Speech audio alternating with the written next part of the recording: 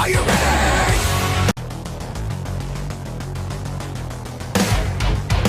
Are you ready?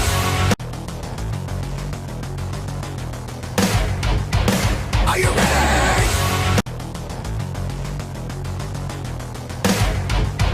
Are you ready? Are you ready?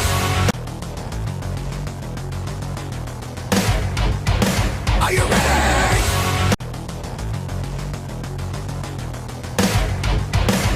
ready?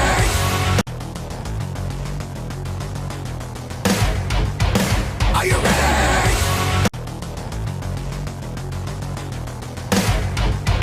Are you ready? Travis Wayne Goodsell.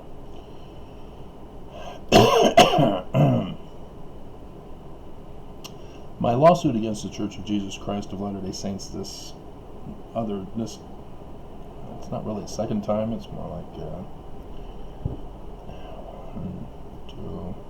4 times, fourth time's the charm,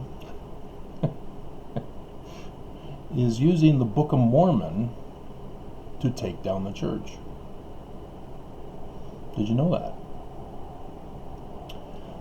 That's the beauty of all this, is that because of my deciding to research the Book of Mormon, or not research the Book of Mormon, research church history, I was able to fit that piece of the puzzle in to all the other pieces of the puzzle I already had,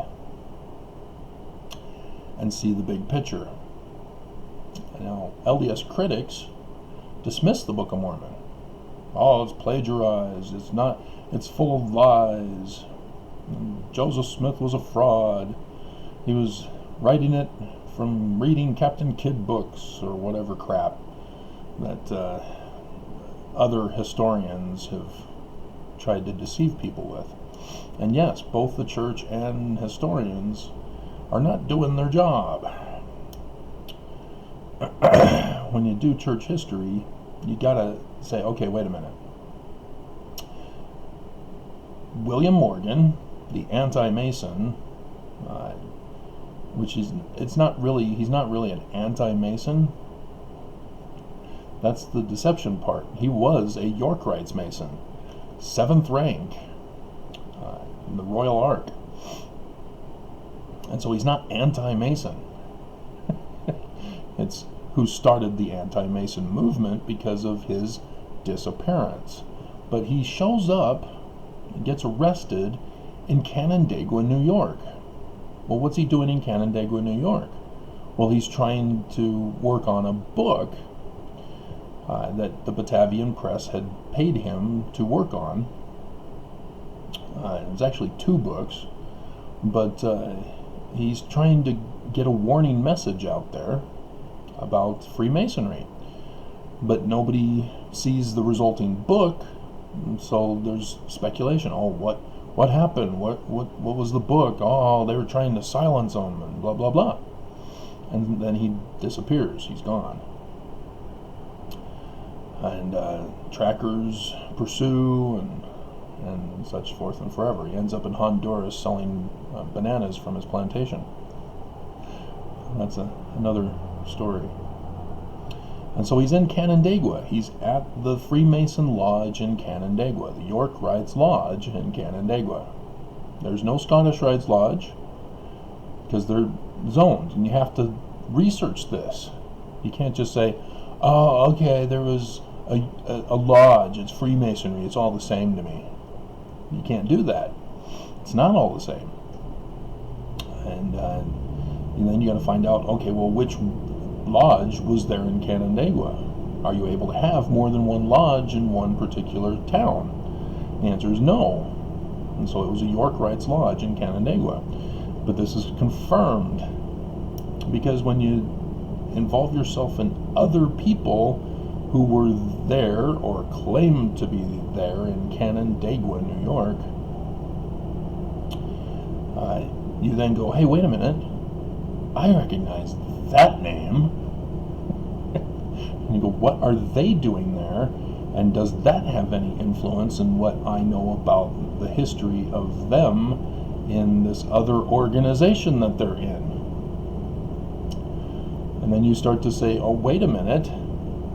This other organization began with a publication of a book that, according to their history, began the year after this whole incident with William Morgan, who didn't really get his book published. And then, yeah, that's how you do actual history. And so it's not something that you say, oh, okay, well, there weren't European animals in the Americas, so therefore the book is a fraud, and I'm not going to listen to this demonic church. You know, no, there's something going on. You need to figure it out. Just like a movie, a Dan Brown movie, which I can't believe he passed it up, having done the research. Oh my God, he missed out on the biggest blockbuster than he's already done. I'm not kidding you. Da Vinci Code is going to pale in comparison. You thought Da Vinci knew secrets? Oh my God. So I literally have a $1 billion movie idea here. Yeah, how is that ever going to get done? And so this is how I do my research, is make connections. I don't isolate history from what else is going on. And so when I figured it all out, I then realized the significance of the Book of Mormon and what they mean when they say that the Book of Mormon will judge. And so literally, I have taken that literally and am using it to judge the Church of Jesus Christ of Latter-day Saints for sedition. Traitors and tyrants shall fight him in vain. Yeah, I'm using the Book of Mormon against the church because of what I learned, because of what I know. And so, let's go over the highlights, shall we? I wrote them down to make sure that I get these basic highlights. The Book of Mormon starts off in 1 Nephi chapter 1, talking about the framework of where they're coming from. They say that they're writing the Book of Mormon in the learning of the Jews and the language of the Egyptians. The learning of the Jews has gone right over the heads of all Mormons. Even myself, growing up and born and raised in the church, never really occurred to me. It's while doing the church history research that I went, oh, we're not Christian? I already knew we're not Christian, but I didn't realize we're not Christian.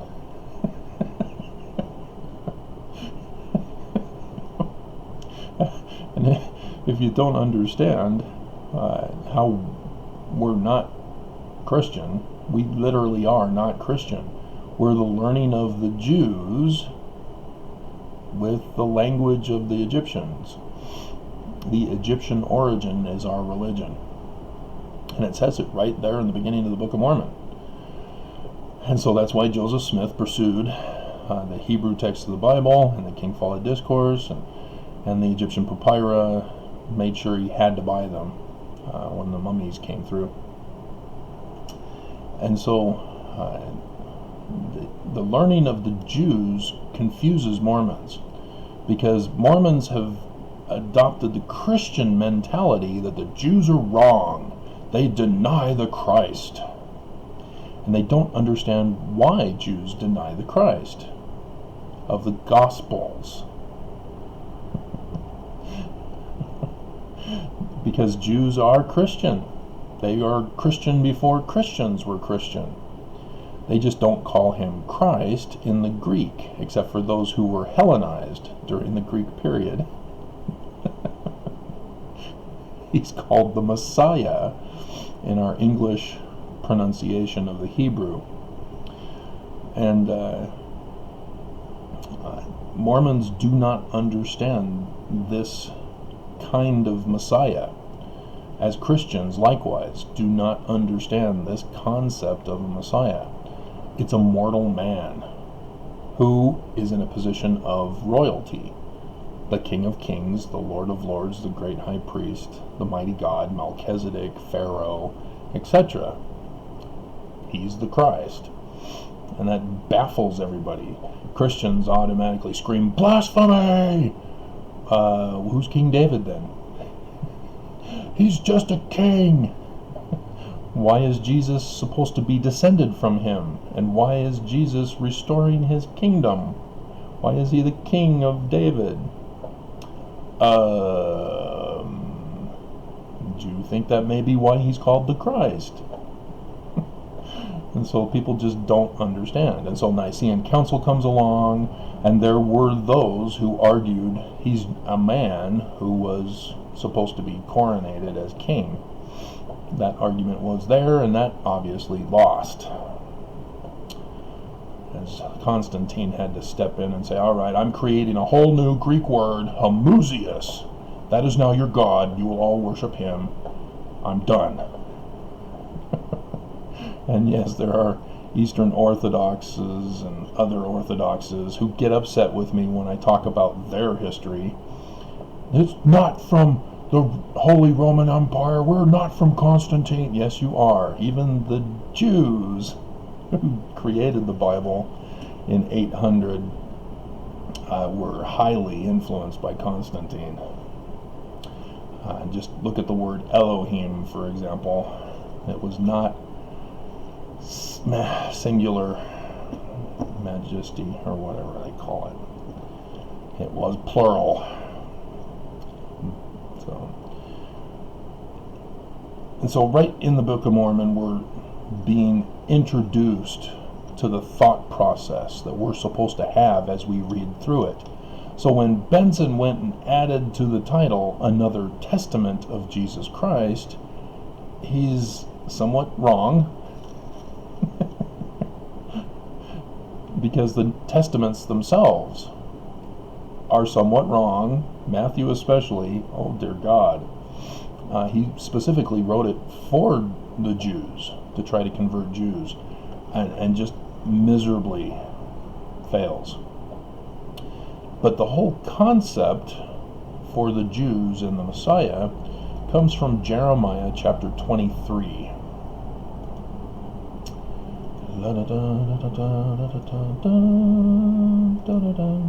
Come on. All right. And so here in verse 5, behold, the days come, saith the Lord, that I will raise unto David. So this is long after Solomon. So it's not King Solomon, but yes, a symbol of Solomon. A son, a man-child. Revelation talks about that, chapter 12. I will raise unto David a righteous branch. Branch? Oh, okay, genealogy, got it. No, you don't got it. Remember the language of the Egyptians. You got to go to the Egyptian stories to find if there's anything that talks about a branch. And there are two places that talk about a branch. One is with Osiris, when he is sealed in his coffin by his brother Set afloat on the Nile River, and lands on the shores of Byblos, Byblos, Lebanon, which is Babel. Yes, Babel. That's the Tower of Babel. It's not of Babylon with the Temple of Marduk. All of our soldiers who went to serve there in Iraq all came home and or told from Iraq, oh honey, here's the Tower of Babel. Oh, the Bible is true. Yay.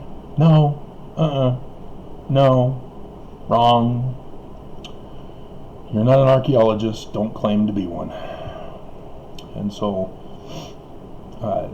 he lands there, and then a cedar of Lebanon grows right by it and protects it, encapsulates it. The king of Babel, finds it and turns the tree into the Dej pillar. That's the symbol of Osiris. And so it's got the branches associated with Osiris and his death. And of course I'm using the Greek term for Osiris, as I've had certain people get very upset with me. I do not accept the Greek. I don't care about phonetics. I worried about how it's spelled originally. And so when I talk about it, I use the word that's familiar to most. And so the other story is from the battle between Osiris's son Horus, as he's old enough now and returns to Egypt, having been exiled with his mother when he was in the womb, to come back and challenge Set for the throne, to restore the kingdom of his father. You see the theme there that parallels this Jesus guy of the Gospels? That's where they got it from. And Horus, during the battle, loses his eyes, and so yes, that's why all the blind stories, Samson, Isaac, are the first two that immediately pop up into my mind, are from this story. But they refer to solar and lunar eclipses, and thus we get our latter-day signs, as Horus is the symbol of coming up in the latter days to restore the kingdom that had been usurped, which is Jacob in Hebrew. And so yes, the story of Jacob stealing the birthright and blessing of his brother Esau, and Esau marrying Judith, but then Jacob has Judah, who betrays his desired birthright blessing son Joseph, and sells him into slavery into Egypt, and then results in him being Israel. Oh man, that was so humiliating of him. I would have felt bad if I had not known church history that he's part of the evil Illuminati set on destroying America, which is the part of the lawsuit.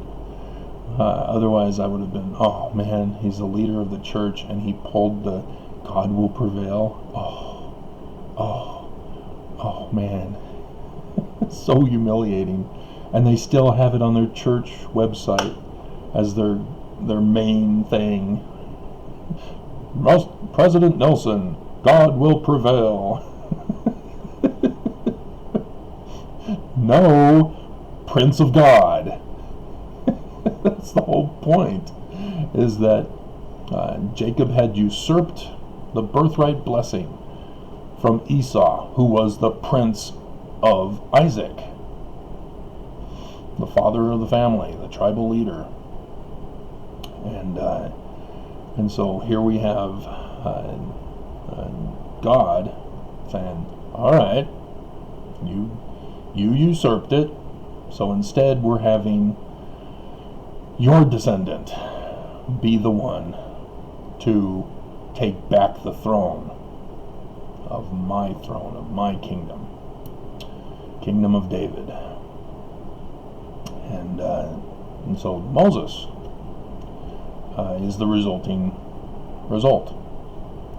But it's also a future thing, because the latter day Moses, man-child, Prince of God, the everlasting Father, the Prince of Peace, he too is a descendant of Israel, as well as David. So Ephraim and David. And so when you see Doctrine and Covenants, section 113, I think it is, I won't look at it, but he talks about the stem of Jesse and explains the branches as well as the roots, and it's the merging of the two. They're not separate people, they're one and the same. And so Jeremiah continues on after talking about this branch. Oh yeah, Horus. He like Jacob gave Esau porridge, the original story was salad with special sauce. Set eats the special salad sauce, salad with sauce, and is impregnated with a branch. Ta-da! And Horus then says, "I'm the branch."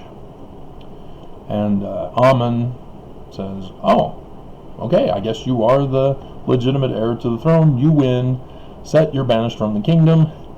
Your wife is given unto Osiris so that he can take care of her, because that's what the law provided, is that brothers take care of the wives of who are widows or imprisoned husbands who are banished from the country, so that they are not abandoned in the society.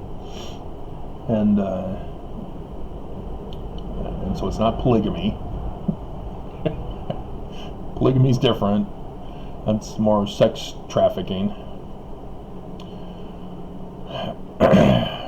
But yeah, that's where the branch idea comes from. And so now they talk about in his days, this restoring person, and it's after Moses, so it's somebody else in the future. And Isaiah gives us a date in the heavens. That's how they determine dates, is you go by the stars. Just like mariners, fishermen, they use the stars to identify the seasons and when the time is right and how to navigate the waters. They use the stars to navigate.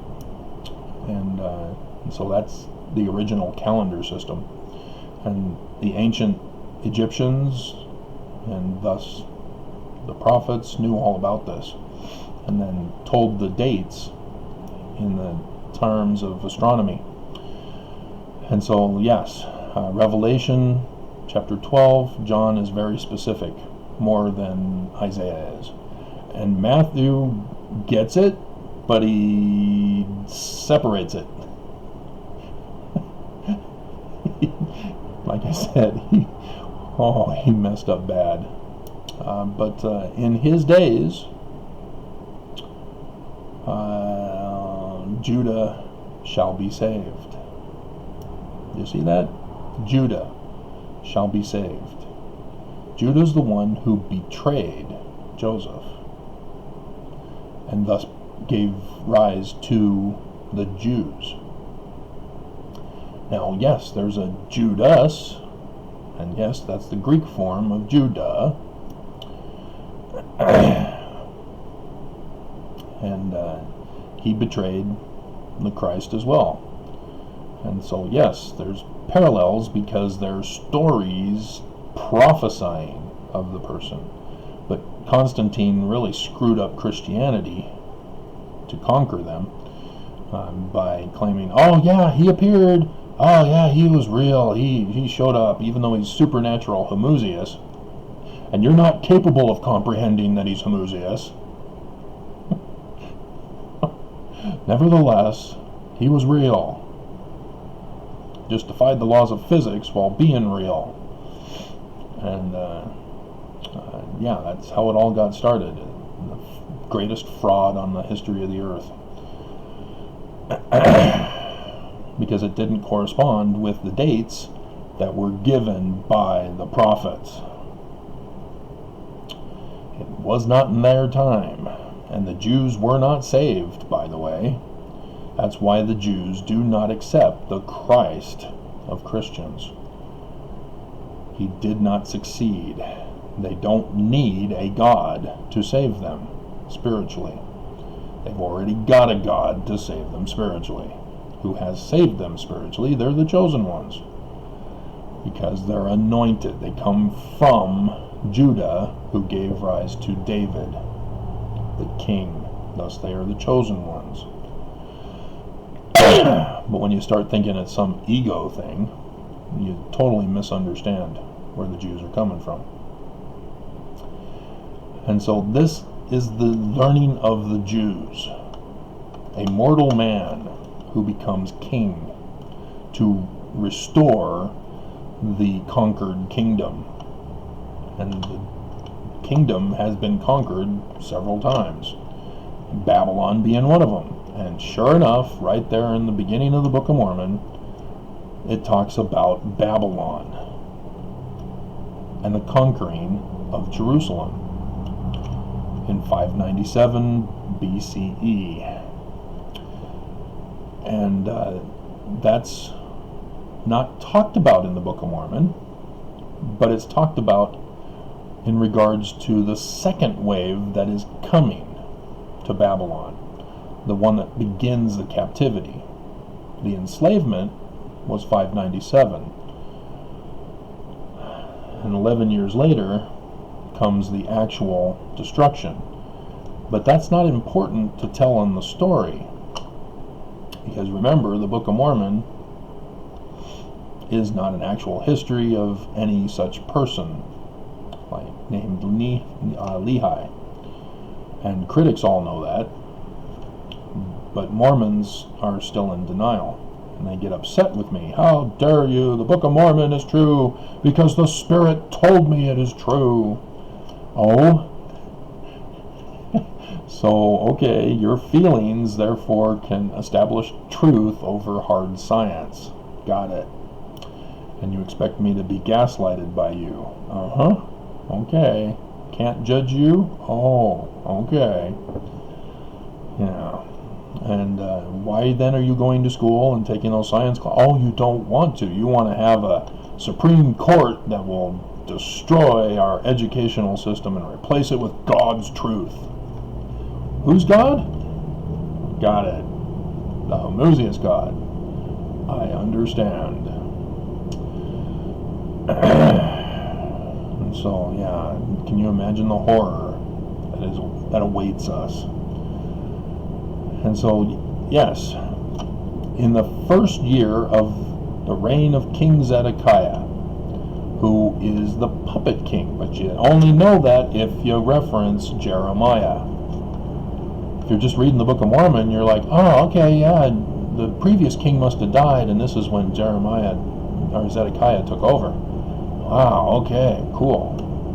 So it's a real history. Nobody's ever written fiction, I guess, or read fiction, or watched a movie, which is fiction.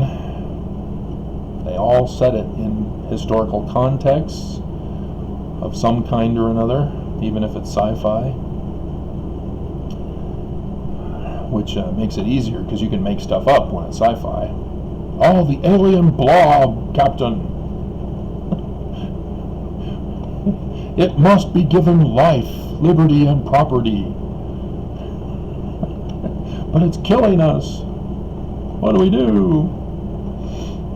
And, yeah. And so, when you step back and you look at the bigger picture of the Book of Mormon and the historical context in which it was written, you see that Lehi then has a dream in the first year of the reign of King Zedekiah.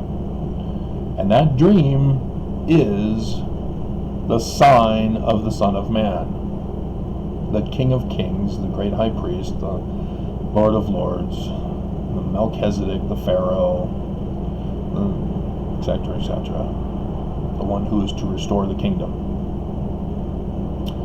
And that sign occurs in the first year of this future puppet king. That's the code that I've been trying to tell you guys about. They use a biblical, historical context to retell a story as if it were part of history, but it's encoded. It's not even really fiction. And they're giving you a date right in the beginning of the Book of Mormon.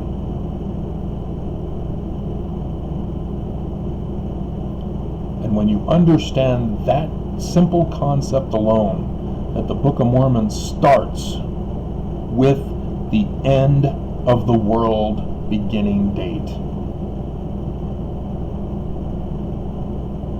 your whole view of the Book of Mormon completely must change at that point. When Jesus Christ comes to America and kills off the wicked, and then hands over the kingdom to Nephi, son of Nephi, and then takes off. And then Nephi reigns for a millennium of peace of less than 400 years. Yeah, that's all parallels, guys. That's code. Is that the Book of Mormon starts with the date and then shows by 3rd Nephi chapter 8 the whole process of what will occur during or after that date in the future. And so we see this guy named Jacob, usurper, who becomes king of the conquered Nephites by the kingmen who wanted to overthrow the constitution of the Nephites called the Laws of Mosiah, who had a system of judges by which the law would be enforced. But the kingmen who had become the secret combination group, the Gadianton robbers, from the order of Nehor, who got it from Korihor, in Alma, chapter 30, isn't it, or is it 31?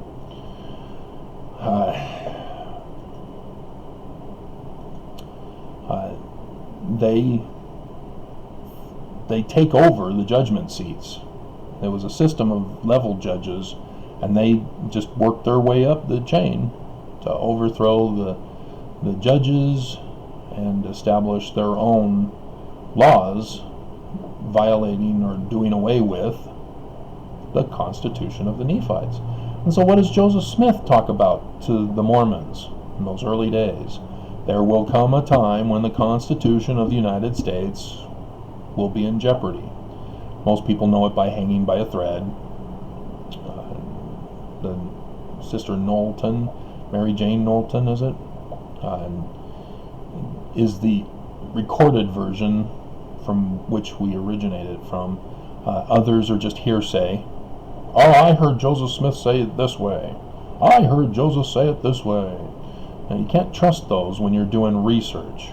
You find the closest to Joseph Smith himself, and it's Mary Jane Knowlton's version in July 19th, 1840, from the Joseph Smith Papers.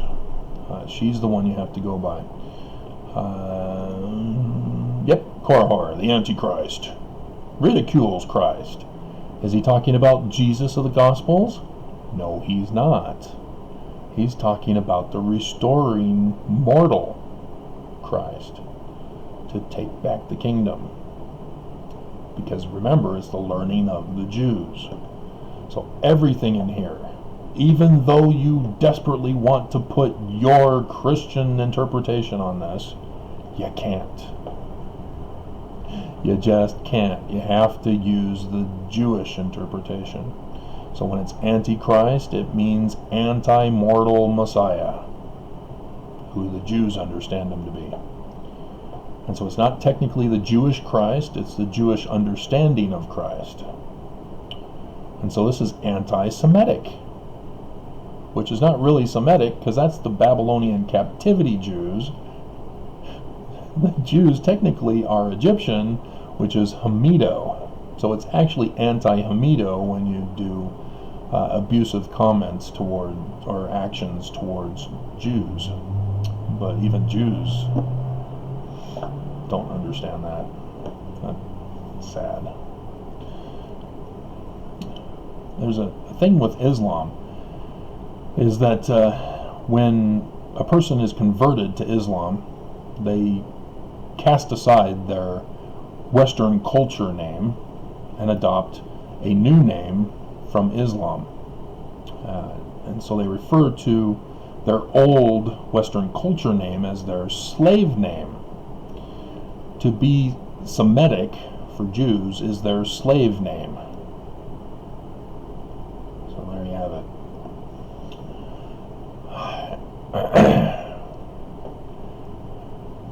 They use the book of Jesus in here. For thus saith the scripture, choose ye this day whom ye will serve. It's from Joshua. Haven't heard back from Joshua. Did I ban him or did I just delete him? I think I banned him. Maybe. It's been too long. A couple of days now. So, it's a religious movement as well as a government threat to the Nephites, which is the threat to America. It's both a religious threat and a government threat. And people don't understand that, because when you go back to the Egyptians, Horus, his two eyes, represent seership, but they also represent sun and the moon, which correspond to religion and government. That's what being a seer is. You're the King of Kings and the great high priest. You are Melchizedek, King Melech, Zadok, high priest of righteousness. And you need to understand that when the scriptures say the sun shall be darkened, the moon turned to blood, stars fall from heaven, that's what they're referring to, is that the government will collapse, the religion will collapse, and stars falling from heaven corresponds with Isaiah. How art thou fallen from heaven, O Lucifer, son of the morning?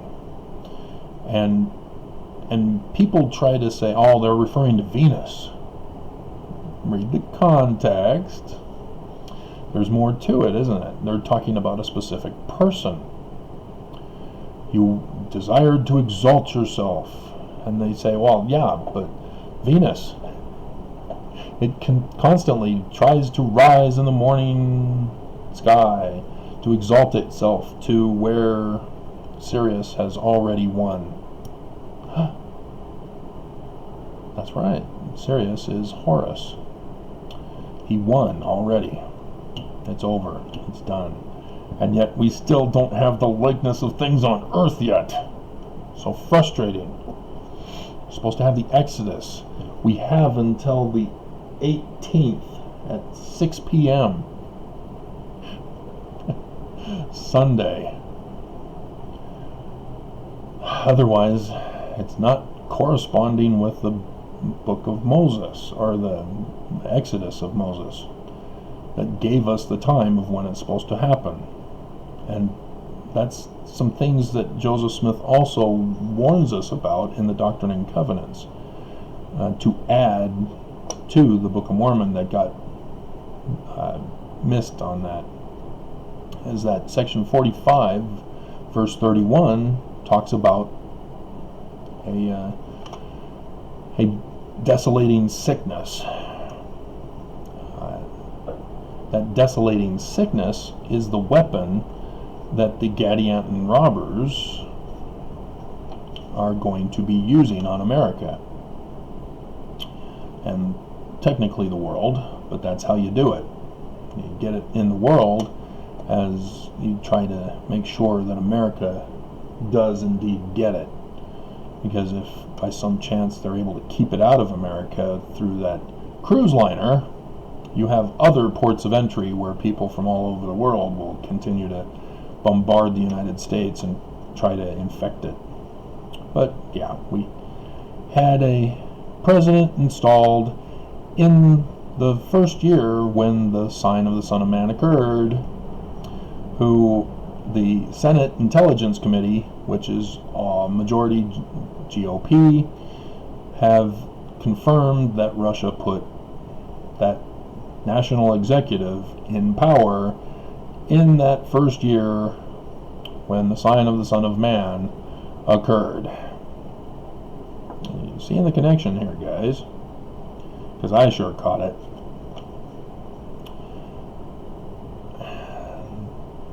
And ever since, that threat of Jacob, King Jacob, has occurred, as the tribal states are divided. And even the one in Michigan almost had a kidnapping and assassination attempt that it went through. And so, stacking of judges by this secret band of Gadianton, whose symbol is the falling star. If you didn't know, under the Nixon administration, when they were running for president, the campaign buttons flip the stars upside down. If by chance you see a pentagram, do not let it stay. Quickly turn it upside down and become a falling star today. Nobody likes a pentagram. Turn it to Lucifer's sign. Yep, that's the symbol of the Illuminati. They had conquered and had infiltrated the GOP through Nixon's campaign. We're in. Here's the sign. The GOP is now fully Illuminati. So yes, Mormons, the same sign was installed, carved in stone, literally, on the Nauvoo Temple after the assassination of Joseph and Hiram Smith, to let all who know the sign know we did it, we're in. And just in case people weren't sure which branch off is the dead branch of the Illuminati, they took it with them to the Salt Lake Valley and made it a part of his gate to his Ponderosa and on the temple. Religion and government of the Kingdom of Deseret. And so signs are an excellent indicator of who's on whose side, as Helaman chapter 6 likewise tells us. And so when people read the Book of Mormon and find out, oh, the original Book of Mormon was more racist, the church tried to cover up their racism in the Book of Mormon. No. Who's the threat to America? The Illuminati. Illumination. Lucifer is their sign. He's their god. Lucifer is Latin for light bearer. Illuminati, light bearers. You see the connection there. But their intent is darkness, murder, and crime. And so when the Book of Mormon talks about the Nephites being white and good, but Laman and Lemuel turn black in their skin color, that has nothing to do with racism. This is code to say that their hearts, their souls, got so dark that they desired to murder their father and Nephi to commit crimes with slavery and bondage.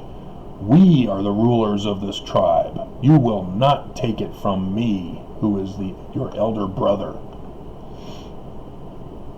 See the Jacob usurping thing going on there? And that's what is involved here. And so the missionary work done by the sons of Mosiah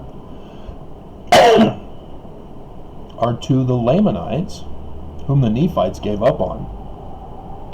They thought that it was too late for them, that there was no way they'd ever come back from their desire to murder and commit crimes. And yet the sons of Mosiah go right into their heart and serve. You have Ammon, for example, who cuts off the arms of the Lamanites who are trying to steal the king's flock and scatter them, and then they have a discussion about the spirit. But that's the tactic that they were trying to use, and that's what the Book of Mormon is trying to do here. It's trying to tell white supremacists, hey guys, you're white, but if you desire to murder and commit crime, your soul is black. And that should be the most effective tool in converting white supremacy, to have them realize, I've really gone, what's going on here?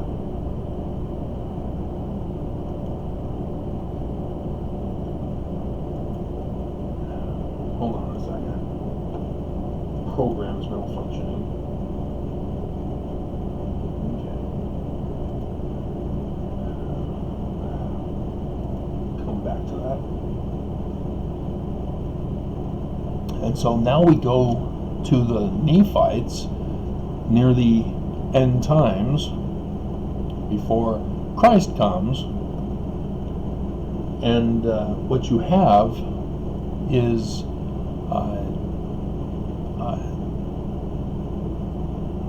the secret band of Gadianton who infiltrates the government, who infiltrates the religion, being that band of, or the Korahor followers, and Order of Nehors. They don't turn black, but they are the ones who destroy the Nephites. Their desire for turning the Nephite nation back into a monarchy from the constitutional republic of the law of Mosiah shows them as white being the cause for the destruction. And this is what the Book of Mormon is trying to tell white supremacists.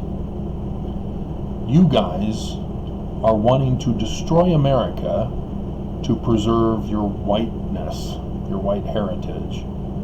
But you're the bad guys because you're going about it all wrong.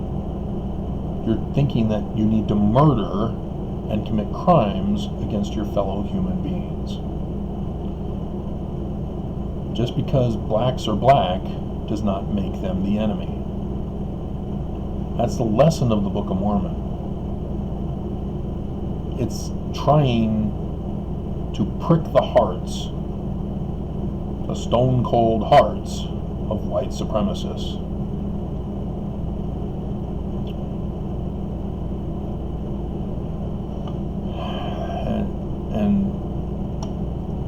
And that same pattern of those who desire to murder and commit crime are the true enemies.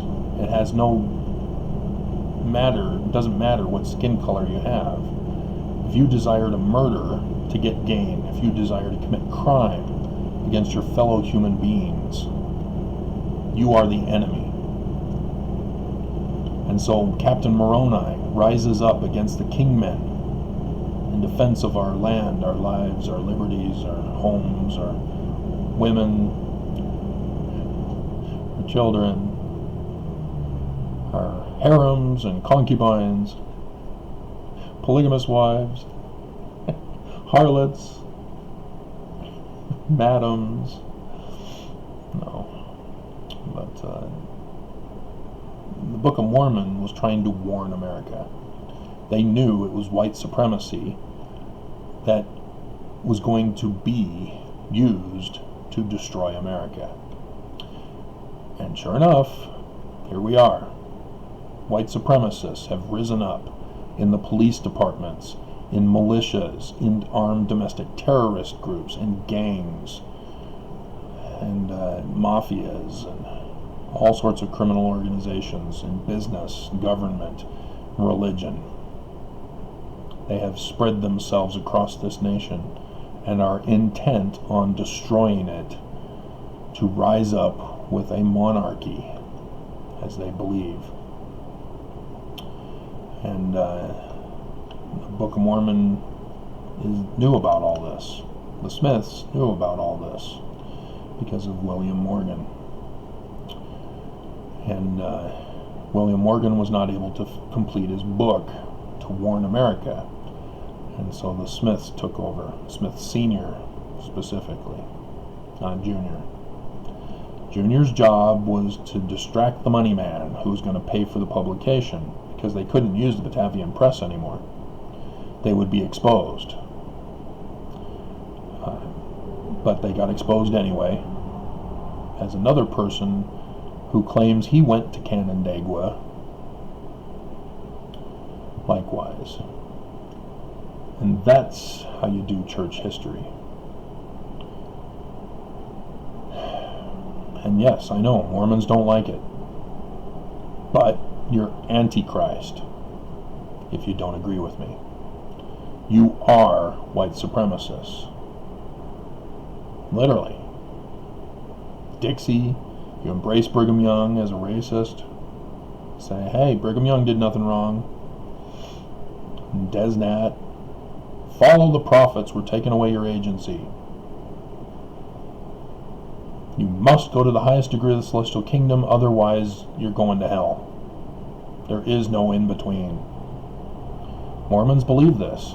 Oh, if I go to a lower kingdom, it's like hell because I knew I could have had a higher glory. No, that's Lucifer's plan, guys. So, I just...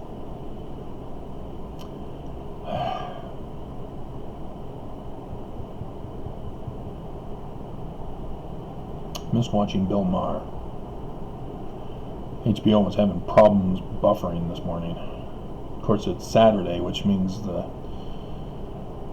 security system is doing its thing, causing problems for me when I try to watch some streaming stuff. But that's the essence of the Book of Mormon. And that's how I'm using it to judge the church, literally, in my lawsuit.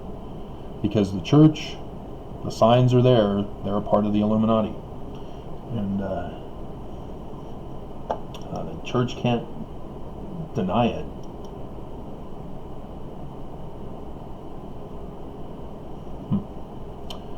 And but yet they still try. They still try to get up there and say, oh, we believe in Jesus. Now we're going to take away your rights to agency. We believe in Jesus. Here's an idol god for you. It's built upon us, the church. We're taking away the high priesthood. You're not going to be exalted. You're now compromised. You have to do what we say and hope that we'll have mercy on you so that you can have your eternal exaltation, because now you're going to burn in a lower kingdom of hell. And Mormons get mad at me. How dare you, Travis? Who cares? They're prophets of God. You're the Antichrist, Travis.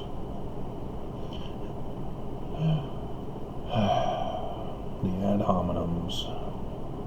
When a person uses an ad hominem, that's a desperate attempt for a losing argument. They've got nowhere else to claim for soundness. And so they lash out with an ad hominem. And I've seen too many Mormons fall for that. Sign of the church is clear. And they are the threat to America. That's why Nelson, as a medical doctor who took a Hippocratic oath to do no harm, and so he's supposed to embrace this in his life teaching. You know, as a Boy Scout, you know, we have the Scout oath and the Scout motto and the Scout law and whatever else. But those aren't just for scouting. The whole purpose of scouting is so that you become a better citizen. Citizen in the community, citizen in the state, citizen in the nation, citizen in the world. And that's what church is supposed to be as well. It's supposed to teach people to be good people. Not to say, my God's better than your God and he's going to smite you down. And I will be his sword. And yet history over and over again demonstrates that religion cannot be a good influence in people's lives, as too many religious wars have slaughtered multi-millions, if not billions by now. But yeah, the Book of Mormon goes over that. The wars that occurs for religious and governmental positions. And they even number the dead in the Book of Mormon, helping give you an idea of that. And so Nelson, as a medical doctor, and not even talking about how he contacted China and would have therefore known how serious the virus is, offers up free PPE in which Utah first goes to China to buy it back so that Nelson can have a temple in China for his April conference. But he disregarded all of that.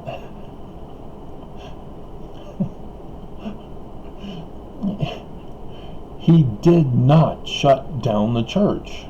He doesn't have to wait for the state to tell him what to do. It's his church. It's his business. He's the CEO. He's a medical doctor. He found out how serious this is. And yet, he hesitates to shut things down. And then when he finally does decide to shut things down, he does it as layered, step-by-step shutting down.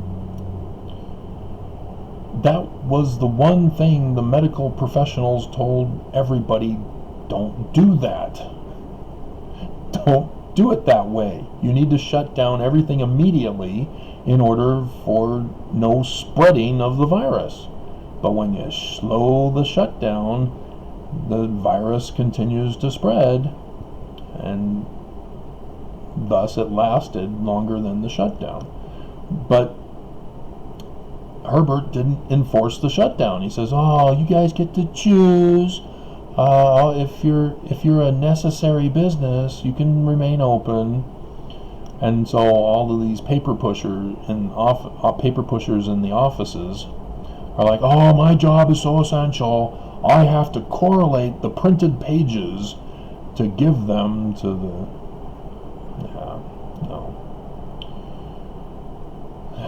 The economy was more important than human life, and obtaining money was more important for the church than saving the lives of Mormons. I've done the videos. Moses, this is the Exodus comparison. Nelson claims to be in the office of Moses, but Nelson didn't do anything that Moses did. The virus comes to Egypt. Moses says, "Hey, I understand there's a virus coming.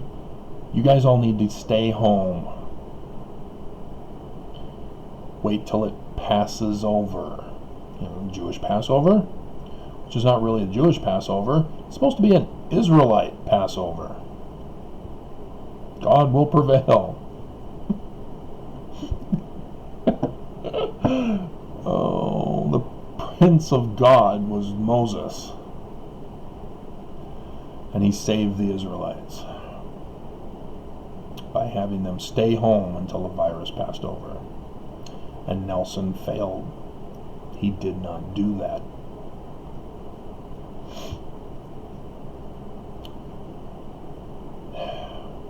And now we know him by his fruits, but Mormons refuse to accept the fruit. Ah, this spoiled fruit, good, yummy, yummy. It's so fulfilling, and the Spirit tells me it's good. That's literally what you're doing figuratively. When you attack me, I know Nelson is a true prophet, he's inspired by God, and blah, blah, blah. You're bearing false witness. Plain and simple. You're creating a fantasy world. You're trying to gaslight me. I have knowledge. That's why I'm telling you all this stuff in videos. This is my knowledge. This is my testimony to you guys. And I know it's over an hour now and you guys don't care. But my lawsuit is based on this. Am I trying to destroy the church? Hell yes. Contend against no church but the church of the devil. But this is also a national security threat. But it directly affects my life. And so I'm doing what I can. I'm not allowed to take criminal charges against the church. The system purposely prevents me from seeking full restitution that is required. And so it's only civil. So what am I asking for? Vestment of title. First time I gave the choice between vestment of title or selling off of everything and giving me the balance. But the judges must recuse themselves if they're affiliated with the church. They cannot be partial one way or the other. They have to be impartial. They have to not be compromised with any kind of bias that favors either party, but in this case, the church. And yet, Waddups, I'm going to defend the church. And now Jenkins, I'm going to defend the church. Well, yeah, they're now both included as co-conspirators in treason, in sedition, in attempting to overthrow the government of the United States. That's how serious this is. And where did I get it from? The Book of Mormon. It gave us the whole plot of the enemy. William Morgan knew it all. He had infiltrated as Jacob. You know, that whole brethren a Jew, which everybody takes out the brethren part. Oh, a Jew. Well, it's a French word, and so when they were translating it from the the Book of Mormon plates, that was the closest word that we matched with it. They could have done aloha, but Joseph Smith didn't know Hawaiian. No, guys. Mystic tie. Mystic tie.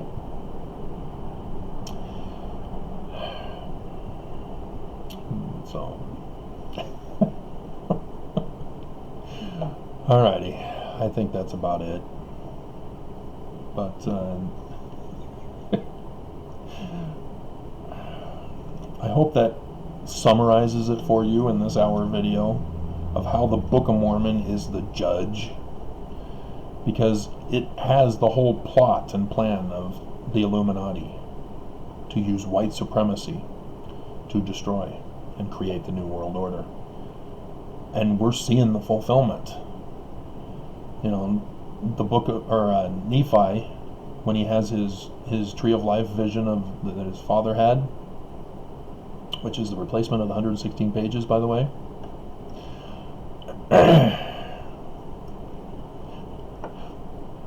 And so, Doctrine and Covenants, section 3 and 10, it's not the Lord, unless you're speaking of the Lord of the Manor, like Bruce Wayne to Dick Grayson, Master Grayson.